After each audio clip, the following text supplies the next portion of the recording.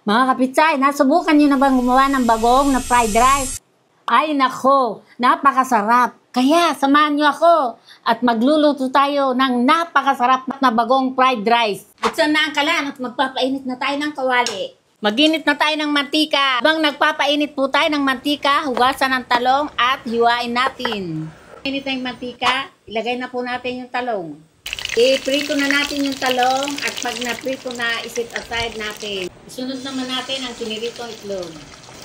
Pag na-prito ang itlog, isit aside. Magtadtad na po tayo ng bawang. Pag mainit na yung mantika, ilagay na po natin yung bawang.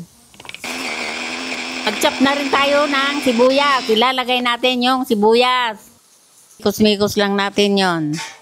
Pagkatapos, ilalagay na po natin yung Super Lula Bagoong! Ilagay na po natin yung ating Super Lula Bagoong. Dalawang klase po yan. Isang sweet at isang spicy.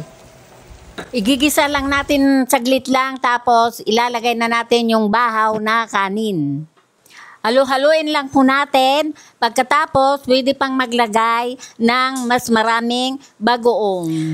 Ganito lang kadali mga kapitsay. Pagkatapos mag-gayat ka lang ng kamatis at sibuyas. Lagyan mo na rin ng mangga at pipino. Garnish mo na lang yung itlog sa ibabaw. Kung mayroon kang pusit, lagyan mo rin ng pusit. Kahit ano pa inaantay ninyo, i-check out nyo na sa Yellow Basket ang ating Super Lula Bagoong. At subukan nyo na ang ating bagoong fried rice.